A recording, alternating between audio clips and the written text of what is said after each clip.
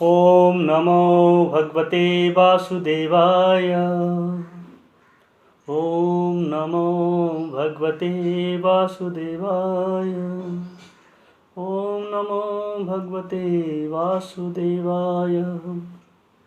नारायणं नमस्कृत्यं नरं चैव नरोत्तमं देवीं सरस्वतीं व्यासं ततो जयमुदीरयेत्।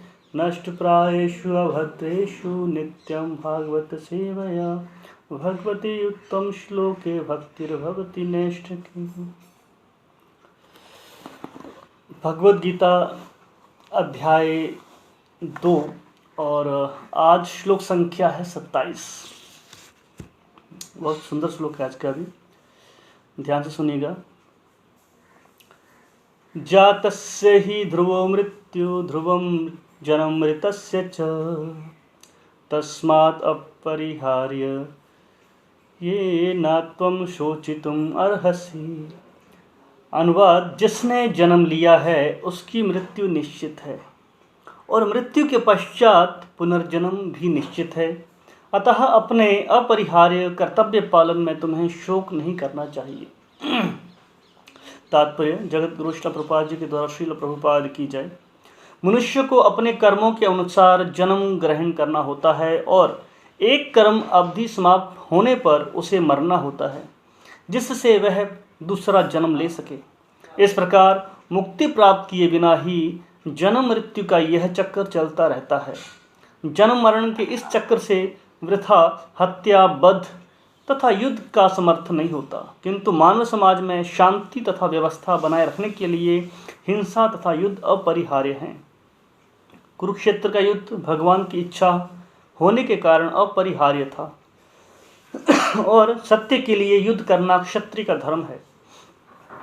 अतः अपने कर्तव्य का पालन करते हुए वह स्वजनों की मृत्यु से भयभीत या शोकाकुल क्यों था।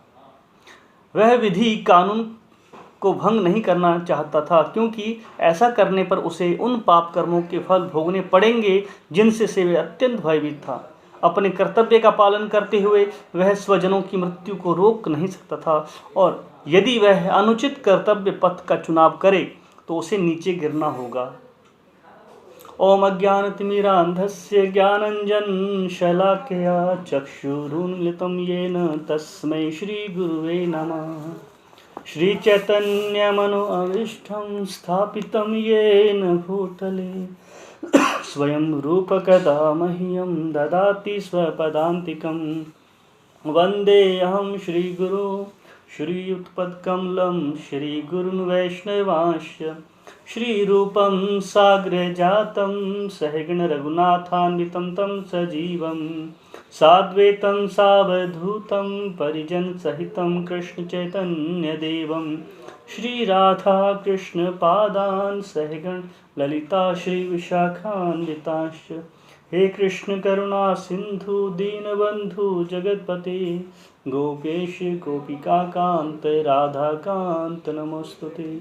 तप्तकांचन गौरांगी राधे वृंदावनेश्वरी वृषभानुसुते देवी प्रणमामि हरिप्रिये। वाञ्छाकल्पतरुभ्यश्च कृपा सिन्धुभ्य एव च पतितानां पावनेभ्यो वैष्णवेभ्यो नमो नमः। जय श्री कृष्ण चैतन्य प्रभु नित्यानंद श्री अद्वैत गदाधर शिवासादि गौर भक्त वृंद। हरे कृष्ण कृष्ण कृष्ण हरे हरे, हरे राम राम राम हरे हरे। नमो विष्णुपादाय कृष्णप्रेष्ठाय भूतले श्रीमते भक्ति वेदांत स्वामिनिति नामिने। नमस्ते सरस्वती देवे गौरवाणी प्रचारिणे निर्विशेष शून्यवादी पाश्चात्य देश तारिणे।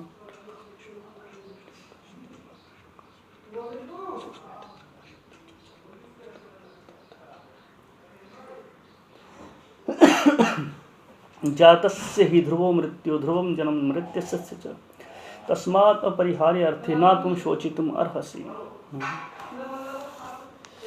जिसने जन्म लिया है उसकी मृत्यु निश्चित है और मृत्यु के पश्चात पुनर्जन्म भी निश्चित है, अतः अपने अपरिहार्य कर्तव्य पालन में तुम्हें शोक नहीं करना चाहिए। तो इस श्लोक में भगवान अर्जुन को, जो अर्जुन का शोक है उसको दूर करने के लिए जो है भगवान इस भौतिक संसार में जन्म और मृत्यु के सिद्धांत का वर्णन कर रहे हैं। और इस श्लोक में भगवान ने अर्जुन को 4 उपदेश दिए हैं, जिनके ऊपर हम चर्चा करने का प्रयास करते हैं।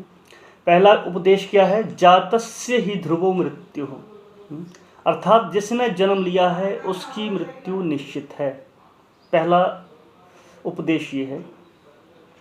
तो इन शब्दों से भगवान अर्जुन को एक उपदेश देना चाह रहे हैं या संकेत कर रहे हैं कि इस भौतिक संसार में अपने संबंधी जो हैं, रिश्तेदार हैं, उनके जीने की आशा छोड़ दे। क्योंकि पिछले अध्याय में, हम पहले अध्याय में पढ़ते हैं 32वें श्लोक में अर्जुन ने कहा था, ये शाम अर्थे कांक्षितुम ना राज्यम भोगः सुखानि च, कि इन सभी की प्रसन्नता के लिए हम राज्य, भोग तथा सुख चाहते हैं। अर्जुन का लक्ष्य क्या था कि इनकी प्रसन्नता के लिए, जितने भी हमारे सगे संबंधी हैं, इनकी प्रसन्नता के लिए सुख चाहता था अर्जुन। तो अर्जुन यह देखना चाहता है कि उनके संबंधी इस जीवन में राज्य, भोग जो है, भोगों को प्राप्त करके सुखी हो। अर्जुन ये देखना चाहता था यहाँ पे। तो अर्जुन से भगवान कृष्ण, ये जो आशा है अर्जुन की, आशा ही निराशा का कारण है। तो अर्जुन की जो आशा है उसको दूर कर रहे हैं भगवान कि ये गलत है सिद्धांत, तुम सोचते हो तो संभव नहीं है, क्योंकि जिसने जन्म लिया है उसकी मृत्यु होनी है ना, उसका निश्चित है मृत्यु। तो 2 तरह के इंसान होते हैं, एक भक्त और एक अभक्त। दोनों में अंतर क्या है भक्त और अभक्तों में? हम देखते हैं भागवत में, श्रीमद् भागवत में वसुदेव जो भगवान कृष्ण के पिता हैं, जब वसुदेव की शादी हुई देवकी से, और वसुदेव देवकी के सारे पुत्रों को जो था, पुत्रों को नहीं बल्कि देवकी को मारना चाहता था पहले, पुत्र तो बात की बात है। जब छोड़ने जाता है अपनी बहन को कंस, तो भविष्यवाणी होती है कि ये देवकी का जो 8वां पुत्र जो है तुम्हारी मृत्यु का कारण बनेगा। तो कंस जब अपनी बहन की हत्या करने लगता है, बड़ा समझाता है, तो कंस से वसुदेव कहते हैं मृत्यु जन्म बताम वीर देहेन सह जायते, कि हे वीर, शरीर के साथ है जैसे जन्म होता है, इस शरीर का जन्म होता है, उसके साथ ही मृत्यु भी उत्पन्न होती है। मतलब जन्म लेते ही मृत्यु शुरू हो जाती है इंसान की। क्योंकि इस बात को इसलिए समझा रहे हैं क्योंकि कंस सोच रहा है कि यदि वो देवकी को मार डाले, क्योंकि देवकी को मारना चाहता था, तो अगर देवकी को ही मार दे, देवकी नहीं रहेगी तो उससे जो बालक पैदा होना है वो भी नहीं होगा, इससे मृत्यु से बच जाऊंगा। तो ये कंस का सिद्धांत था, सोचना कि मैं इसको मार दूंगा तो मैं अपनी मौत से बच सकता हूँ। तो क्योंकि वो ये नहीं जानता था ना, क्योंकि जो भौतिकतावादी लोग होते हैं अज्ञानी होते हैं, है ना, मोह के वश में अंधे होते हैं। तो कंस इसी बात को सोच रहा था कि अगर मैं देवकी को मार दूं तो मृत्यु मेरी होगी नहीं, मैं मृत्यु से बच जाऊंगा। ये कंस का सिद्धांत था कि देवकी को मारने से मैं बच जाऊंगा। पर अर्जुन का सिद्धांत अलग है। अर्जुन सोच रहा है, सोचना उसका उसी प्रकार है, पर दोनों में अंतर है। अर्जुन सोच रहा है कि यदि वे अपने संबंधियों की युद्ध में हत्या ही ना करें, युद्ध में हत्या नहीं करेंगे तो पाप से बच जाएंगे। अर्जुन पाप से बचने के लिए युद्ध नहीं करना चाह रहा है, क्योंकि वसुदेव कंस कोई ये बात बतला रहे हैं कि शरीर की मृत्यु शरीर के जन्म के साथ ही हो जाती है ना, उसी समय निश्चित हो जाती है। तो वसुदेव भी कंस को इसलिए बता रहे हैं कि ये जो है देवकी की हत्या से बच सके। देवकी की हत्या से बचाने के लिए कंस को ये उपदेश दिया। पर अर्जुन को ये बात इसलिए बता रहे हैं भगवान कि अर्जुन जो है युद्ध ना करने के पाप से बच जाए। वो तो इसलिए युद्ध मारना चाहता है कि मैं मृत्यु से बच जाऊं, और इसलिए उपदेश दिया वसुदेव ने कि ये जो है एक औरत की हत्या ना करे, स्त्री की हत्या करने से इसको पाप लगेगा। तो पाप से बचाने के लिए वसुदेव ने कंस को उपदेश दिया। पर यहाँ पर भगवान कृष्ण अर्जुन को उपदेश इसलिए दे रहे हैं कि अगर ये युद्ध नहीं करेगा तो इसको युद्ध ना करने का पाप लगेगा। दोनों मंत्र ये है। तो मृत्यु क्या है, निश्चित है ना। मृत्यु आज थोड़ा सा चर्चा करते हैं इसके ऊपर कि जो अभक्त होते हैं वो क्या करते हैं, अपनी मृत्यु से बचने का प्रयास करते हैं, जो कि असंभव है ना, असफल प्रयास है ये, जो हो नहीं सकता। और जो कृष्ण के भक्त होते हैं वो क्या करते हैं, मृत्यु को स्वीकार करते हैं। क्यों? कृष्ण की व्यवस्था समझ के, कृष्ण का सिद्धांत है, कृष्ण ने निश्चित करी है, तो कृष्ण की कृपा समझ के जो भक्त जो है मृत्यु को स्वीकार करते हैं। जैसे पहला उदाहरण दिया कंस का। कंस जो था उसने सुना कि मेरी मृत्यु है, भविष्यवाणी सुनी कि 8वें पुत्र द्वारा मृत्यु होगी, तो उसने क्या किया, देवकी को मारना चाहा और उसको मारने के बाद क्या, मृत्यु से बचना चाहा। दूसरा शंबरासुर। शंबरासुर के बारे में सुना होगा आपने कि शंबरासुर एक असुर था, वो कृष्ण लीला में आता है। जब इसने सुना, भविष्यवाणी सुनी कि कृष्ण के पुत्र जो प्रद्युम्न था उसके हाथ में इसका वध होगा, तो उसने क्या किया, जैसे ही प्रद्युम्न का जन्म हुआ उसने क्या किया, उसको चुरा लिया, उसका हरण कर लिया, और चुराने के बाद उसको क्या किया, समुद्र में फेंक दिया। और जब समुद्र में फेंक दिया क्या किया, तो एक मछली ने उसको निगल लिया, और जब उस मछली ने उसको निगला तो उस छोटी मछली को बड़ी मछली निगल गई। और एक मछुआरा मछली पकड़ने गया था, उसके जाल में फंस गई, और जब उसकी जाल में वो मछली फंसी तो वो मछुआरा उसको लेके आया। वो मछली कहाँ पहुँची, शंबरासुर के किचन में पकने के लिए। जब उस मछली को काटा गया तो उसके मछली के पेट में एक और मछली निकली, जब उसको काटा गया तो उसके पेट में बच्चा निकला, तो उसका पालन पोषण वहाँ हुआ, और बाद में वो ही शंबरासुर उसके हाथों मरा। मतलब उसने कितना प्रयास किया, शंबरासुर ने अपनी मृत्यु को उससे बचने का। प्रद्युम्न को सोचा मैं चोरी करके समुद्र में फेंक दूंगा, उसको जानवर खा जाएंगे, मछली खा जाएगी, तो मृत्यु से बच जाऊंगा। पर वही मृत्यु उसके घर तक चल के आई मछली के रूप में, मछली के पेट में। ये है असुर। पर जो भक्त होते हैं वो घबराते नहीं हैं। जो द्रोणाचार्य भगवान के भक्त थे। द्रोणाचार्य और जो द्रुपद था, दोनों के बीच में क्या था, आपस में मतभेद था। दोनों एक साथ गुरुकुल में पढ़ते थे, किसी बात को मतभेद था दोनों के बीच में।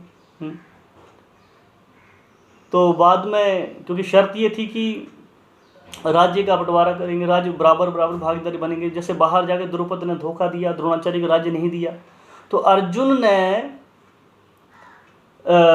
जब अपनी शिक्षा पूरी करी तो द्रोणाचार्य ने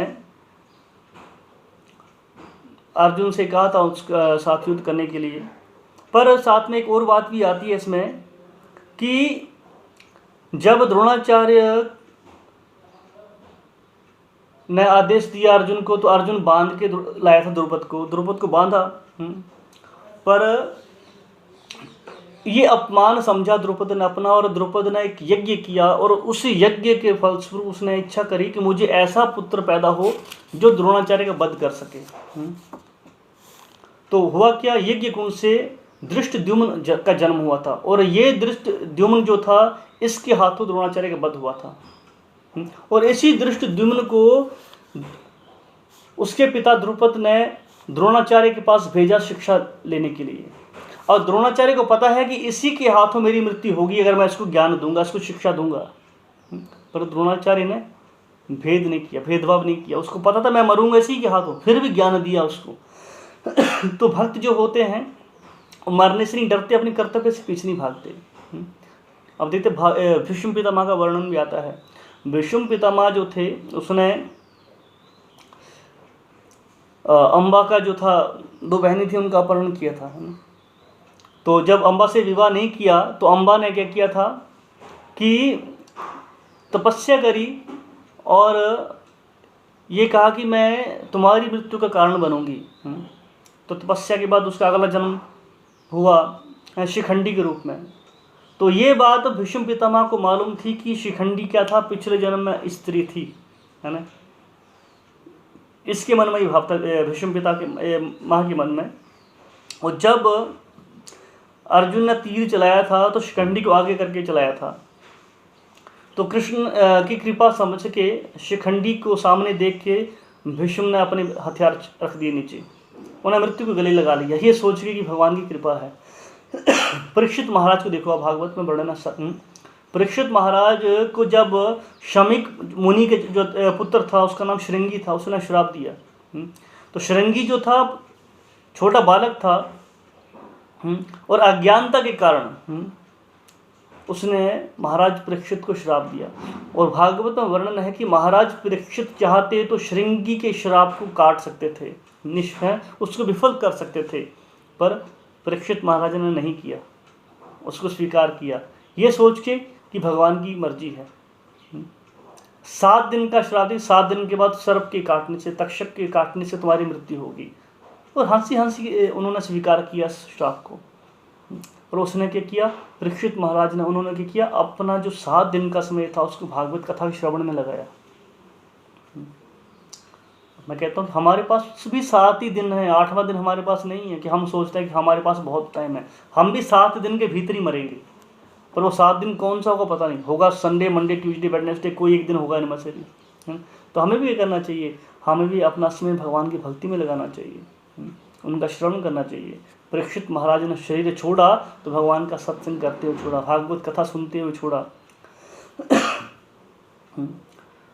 तो यहाँ पर क्या कहा कि जिसका जन्म हुआ उसकी मृत्यु निश्चित है, पर कुछ बातें ऐसी होती जहाँ सिद्धांत लागू नहीं होते, है ना। हम देखते हैं भागवत में ध्रुव महाराज के ऊपर, ध्रुव महाराज के ऊपर गीता का ये सिद्धांत लागू नहीं होता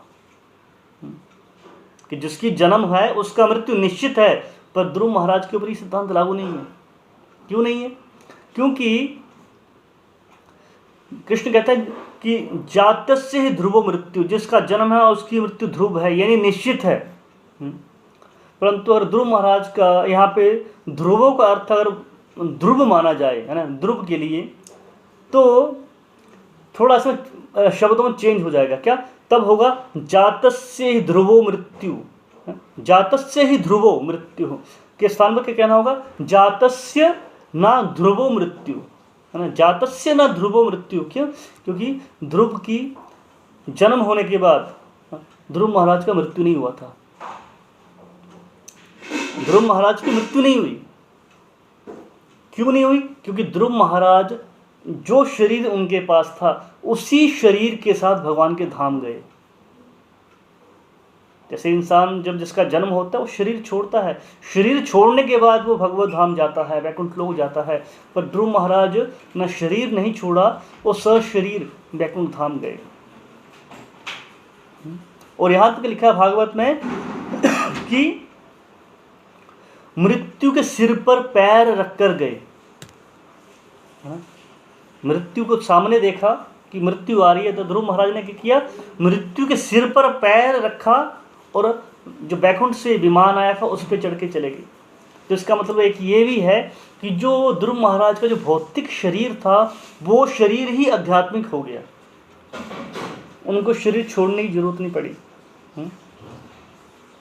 तो ऐसे और भी कई भक्त हुए हैं, वर्णन है शास्त्रों में कि जिन्होंने शरीर नहीं छोड़ा और बिना शरीर छोड़े भगवान के धाम गए हैं।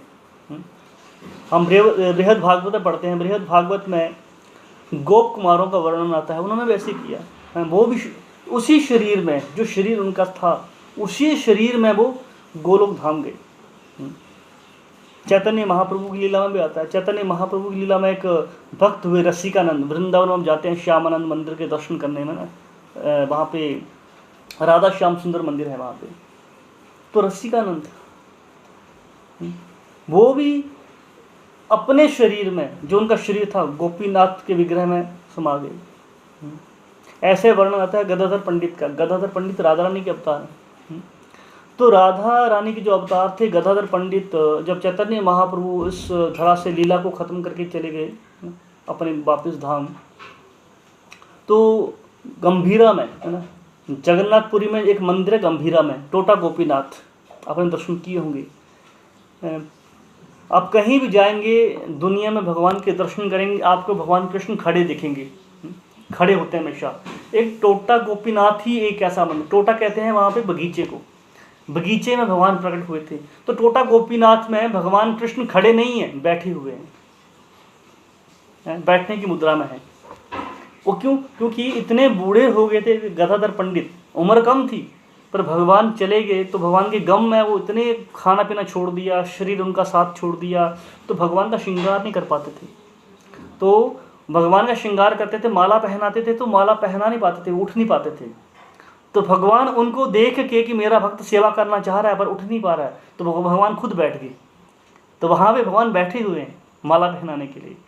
तो टोटा गोपीनाथ में गदाधर पंडित समा गए थे, उन्होंने भी शरीर नहीं छोड़ा, है ना। तो गोप कुमार हुए, रसिकानंद हुए, गदाधर पंडित हुए, ध्रुव महाराज हुए। तो ये सिद्धांत इनके ऊपर लागू नहीं है कि शरीर छोड़ना पड़ता है, इनके शरीर ही दिव्य थे। भक्त का शरीर भक्ति करता है तो इस शरीर में ही वो धाम जा सकता है। बड़ी स्ट्रोंग भक्ति हो, शुद्ध भक्ति हो, या नित्य सिद्ध भक्त होते हैं ऐसे भगवान के, उनके ऊपर ये सिद्धांत लागू नहीं होता।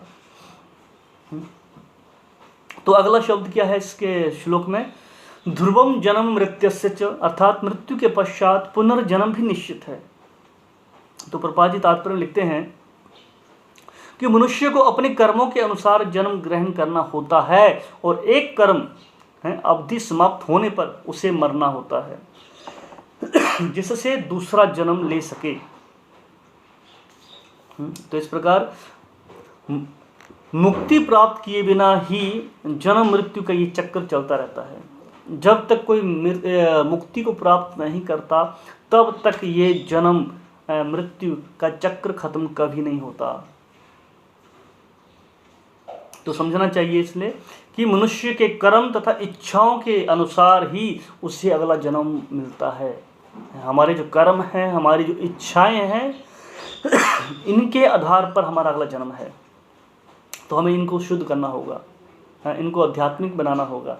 इच्छाएं रहेंगी, हमारी इच्छाएं खत्म कभी नहीं होती। इंसान कभी भी इच्छा शून्य नहीं हो सकता। जो सोचता है कि इच्छाएं खत्म होंगी वो इंसान माया में है। जो कहता है काम क्रोध लोभ मोह ये खत्म हो सकता है, वो इंसान माया में है, वो अंधकार में अज्ञान में, वो इंसान कभी खत्म हो ही नहीं सकता। क्रोध कभी खत्म नहीं हो सकता, लालच कभी खत्म नहीं हो सकता, ईर्ष्या कभी खत्म नहीं हो सकती। करना क्या है? इनको आध्यात्मिक बनाना है। लालच करना है, कहते हैं ये दिल मांगे मोर, क्या मांगे? हम ज़्यादा भगवान का श्रवण करें, ज़्यादा अध्ययन करें शास्त्रों का, ज़्यादा भक्तों का संग करें, ये है, इतना फर्क होना चाहिए। इच्छा करी पर किस चीज़ की? भक्ति बढ़ने करी, भगवान की धाम जाना है, भगवान का प्रसाद पाना है, ये इच्छाएं हैं। लालच होना चाहिए, ज़्यादा से ज़्यादा मैं कमाऊँ, किस लिए? ताकि भगवान की सेवा में लगा सकूँ, भगवान के लिए सुंदर सुंदर वस्त्र ला सकूँ। तो अगर काम क्रोध लोभ को, हनुमान ने काम को क्रोध को भगवान की सेवा में लगा दिया, है ना। अब किसी का घर जला के आ जाओ और वो घर वालों से बोले पापा को कि मुझे आशीर्वाद दो, है ब्लेसिंग दो, मेरी पीठ थपथपाओ, मैंने किसी पड़ोसी का घर जला के आया हूँ, मिलेगी ब्लेसिंग? नहीं ना। और हनुमान घर जला के आ गया, पूरा घर ही नहीं, पूरा का पूरा उसका पूरा गांव जला दिया, शहर जला दिया पूरा उसका, और राम खुश हो गए। क्यों? भगवान के पसंद है। हम अपने इन इच्छाओं को जब हम भगवान की सेवा में लगाते हैं तो ये आध्यात्मिक हो जाती हैं। जब ये इच्छाएं शुद्ध हो गई तो जन्म नहीं होता। इतना सा फंडा है, बाकी कुछ नहीं है। तो एक जगह भागवत में प्रभुपाद जी लिखते हैं कि मनुष्य को मृत्यु से डरना नहीं चाहिए, है ना। जब मृत्यु की बात चलती है, लोगों ने काम जाते हैं क्या सुबह सुबह मृत्यु की बात लेके बैठ के, कुछ और करना चाहिए ना। सुबह होती है मृत्यु की बात चल जाती है यहाँ पे। गीता इसी बात पे चर्चा करती है, और भागवत इसी बात पे चर्चा करता है। तो भागवत में कहा गया है कि मनुष्य को मृत्यु से डरना नहीं चाहिए, प्रत्युत अपने आप को अगले जन्म के लिए तैयार करना चाहिए। कितनी अच्छी बात कही यहाँ पे, हमें तैयारी करनी है अगले जन्म की, है ना। तो ये तो बहुत अच्छा प्लानिंग है हमारा। देखा, हम तो तैयारी कर रहे हैं, दुनिया अंधकार में है सारी। ये आसुरी बुद्धि है ना, पशु बुद्धि है, जिसको कल के बारे में पता नहीं है। हम इतना फ्यूचर प्लानिंग करते हैं, हम बच्चे पैदा हुए नहीं प्लानिंग पहले चालू कर देते हैं। बच्चे पैदा होंगे, लड़की होगी तो उसको इस कॉलेज में पढ़ाएंगे, लड़का होगा तो उसको ये डिग्री हासिल करवाएंगे, ये करेंगे वो करेंगे। अरे बच्चा पैदा भी नहीं हुआ, और हो भी गया तो पहले ही FD चालू हो जाती हैं, फिक्स डिपॉजिट चालू जाते हैं उसके लिए, ताकि उसके शादी के लिए काम आएगा लड़की के लिए। कितना प्लानिंग, इन चीज़ों के लिए प्लानिंग है। पर जो ध्रुव है ना, ये गारंटी नहीं है। हम प्लानिंग करके बैठे हैं, लड़की होगी तो उसको डिग्री करवाएंगे, MBA करवाएंगे, डॉक्टर बनाएंगे, वकील बनाएंगे। अब वकील बने ना बने गारंटी नहीं है, हो सकता कुछ भी ना बन पाए, किसी काम की ना हो, उसमें गारंटी नहीं है। पर उनके लिए प्लानिंग है हमारे पास। पर जिसकी गारंटी है, ध्रुवम है, जो ध्रुव है, जन्म भी ध्रुव है, मृत्यु भी ध्रुव है, निश्चित है, पर उसके लिए प्लानिंग नहीं है हमारी। तो मनुष्य को क्या करना चाहिए, उसे अपना जो जीवन है उसका उपयोग करना चाहिए। किसके लिए उपयोग करना चाहिए, कि ताकि मैं इस सर्कल को, जन्म मृत्यु जरा व्याधि दुख दोषानुदर्शनम, इन सब को रोक सकूं, इसके लिए प्रयास करना चाहिए इंसान को, तब उसका सफल प्रयास होगा। और ना कि इसलिए कि बचने का प्रयास करे। जैसे गिरगिट होता है, मौत को देखता सामने, शिकारी को देखता है तो अपनी गर्दन क्या करता है, रेत में डाल देता है।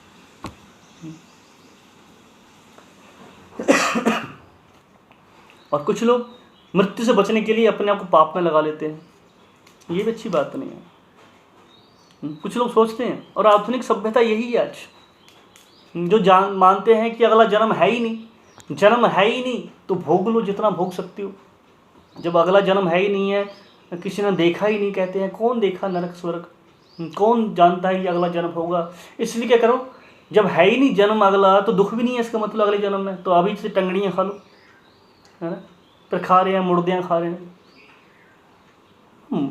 अब सोचो, यही तो हो रहा है समाज में। जो इंसान ये जाने कि पता है कि मैं गलत काम करूँगा, चोरी करूँगा, सज़ा मिलेगी मुझे, किसी का खून करूँगा, सज़ा मिलेगी मुझे, जब इस चीज़ का पता है कि इस समाज में, इस देश में चोरी करने पे, खून करने पर सज़ा मिलती है, तो किसी को मार के खाने में सज़ा क्यों नहीं मिलती है।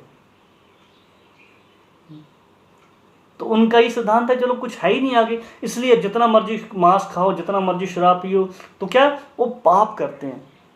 तो ये सिद्धांत अगर फॉलो करें कि अगला जन्म भी है, और अगर हम पाप करेंगे तो फल भोगना पड़ेगा, तो इस सिद्धांत को अगर इंसान पालन करे ना, तो इंसान पाप करना ही छोड़ दे, पाप करना ही छोड़ दे। तो जितना ही पाप हो रहा है, इसका एक ही कारण है, वो है अज्ञान। अज्ञान के चलते इंसान जो है पाप करता है। तो अगर हम गीता के श्लोकों को पढ़ें, गीता का अध्ययन करें, तो हम पाप से बच सकते हैं। ठीक है। तो अगला शब्द है इसमें तस्माद् परिहार्य अर्थे, मतलब ऐसे विषय में जिससे बचा ना जा सकता हो, जिससे बचा ना जा सकता हो, क्या विषय है, कौन सा विषय यहाँ पे प्रश्न उठता है कि जिससे हम बच नहीं सकते। तो वो ये है कि जिस व्यक्ति का जन्म हुआ है उसकी मृत्यु निश्चित है, और जिसकी मृत्यु हुई है उसका जन्म भी निश्चित है। तो ये अब अपरिहार्य है, मतलब जिसको टाला ना जा सके, जिसको बदला ना जा सके, उसे ध्रुव कहते हैं। तो भगवान यहाँ कह रहे हैं अर्जुन से कि इस सिद्धांत को बदल नहीं सकते हैं, कोई नहीं बदल सकता। जब इस सिद्धांत को बदल ही नहीं सकता तो शोक करने का कारण क्या है। जिसका जन्म है उसका मृत्यु, जिसका मृत्यु उसका जन्म, तो इनका जन्म अगला होना है। प्लस पॉइंट ये है कि इस जन्म में इनको मृत्यु दंड मिलेगा, तो अगले जन्म में ये बच जाएंगे। बच जाएंगे अगले जन्म में। तो प्रभुपाद जी तात्पर्य लिखते हैं यहाँ पे इस श्लोक में कि जन्म मरण के इस चक्कर से वृथा हत्या, वध तथा युद्ध का समर्थन नहीं होता, किंतु मानव समाज में शांति तथा व्यवस्था बनाए रखने के लिए हिंसा तथा युद्ध अपरिहार्य है, जरूरी है। अगर माना कि कोई देश अटैक करता है और आप हाथ पे हाथ रखे बैठे रहो तो युद्ध करना अपरिहार्य है, वो करना पड़ेगा बचाव के लिए। बीमार हैं, दवाई खानी पड़ेगी बचाव के लिए, है ना। आज मास्क लगा के घूम रहे हैं, सैनिटाइज कर रहे हैं हाथों को बार बार, क्यों? बचाव के लिए। ये अपरिहार्य हैं, इनको अब करना पड़ेगा। तो इसको करने से क्या खुद ही तो बचे रहोगे आप? तो भगवान यही कहना चाह रहे हैं। तो भगवान कह रहे हैं कि ये युद्ध अपरिहार्य है क्योंकि ये भगवान की इच्छा से हो रहा है। और जो भगवान की इच्छा से होता है उसको टाल नहीं सकते। तो भगवान खुद चाहते हैं यहाँ पे कि जितने भी योद्धा हैं यहाँ मारे जाएं। भगवान की इच्छा है यहाँ पे ये मारे जाएं, क्योंकि भगवान कहता है कि मैं चाहता हूँ इनको मारना है, तो तुम इनको बचा नहीं सकते। तुम नहीं मारोगे तो मैं मारूंगा, पर मैं चाहता हूँ तुम्हें क्या है, इसका क्रेडिट मिले, इसका श्रेय तुम्हें मिलेगा क्योंकि मैं मारना चाहता हूँ। तो तुम क्यों सोच रहे हो कि तुम मार रहे हो? मरवाना मैं चाहता हूँ, मारना मैं चाहता हूँ, तो मेरे हाथ में सब कुछ, तो तुम्हें शोक करने की जरूरत नहीं है। तो जो अंतिम शब्द हैं श्लोक की वो क्या है? ना त्वम शोचितम अर्हसि, कि तुम्हें शोक नहीं करना चाहिए। तो यहाँ पर भगवान क्या संकेत कर रहे हैं कि अर्जुन को भौतिक जगत की घटनाओं के लिए शोक नहीं करना चाहिए। जो भौतिक जगत में हो रहा है वो शोक करने के लिए विषय नहीं है। क्योंकि जो बड़े बड़े महात्मा होते हैं वो इस बात पे शोक नहीं करते। संत महात्मा कभी शोक नहीं करते मृत्यु को लेके। वो शोक करते हैं इस बात को लेके कि मुझे भगवान का दर्शन क्यों नहीं हुआ, है ना। मैं मंगल आरती क्यों नहीं उठ पाया आज, लेट क्यों हो गया, ध्यान पूर्वक माला क्यों नहीं कर पा रहा हूँ मैं आज, मेरा शास्त्रों में रुचि क्यों नहीं आ रही है, कब तक मैं ऐसे भटकता रहूँगा, दूर रहूँगा भगवान से। ये शोक का विषय। तो जो संत होते हैं वो इस बात पे शोक करते हैं। तो अर्जुन के भाग्य की हम क्या बात करें, अर्जुन तो कितना भाग्यशाली था। सोचो भगवान उसका रथ चला रहे हैं ना, साक्षात भगवान। भगवान कृष्ण के भक्त हुए माधवेंद्रपुरी। माधवेंद्रपुरी भी शोक करते हैं। क्या कहते हैं वहाँ पे? कहते हैं कदा दृश्यामि नंदस्य बालकम नीप मालकम। कहते हैं कि पालकम सर्वसत्वानाम तस् तिलकः भालकम। कहते हैं हाय मैं कब नंद महाराज के पुत्र अर्थात श्री कृष्ण का दर्शन करूंगा, जो कदम के फूलों की माला धारण करते हैं, जो संपूर्ण प्राणियों का पालन करते हैं, जिनके ललाट पे तिलक सुशोभित है। वो शोक कर रहे हैं कि मैं कब भगवान का दर्शन करूंगा। यह है भगवान के भक्त। तो अर्जुन बड़ा भाग्यशाली है कि भगवान उनका रथ चला रहे हैं। क्योंकि अर्जुन कौन था? पूर्व जन्म में नर था ये ना, नर था ये भगवान का, शाश्वत संगी है भगवान का ये। और जब भगवान के साथ नारायण के साथ नर ने तपस्या करी तो बड़े खुश हुए भगवान नारायण, और नर से कहा वरदान मांगने के लिए। कहा कि तुम मुझसे वरदान मांगो।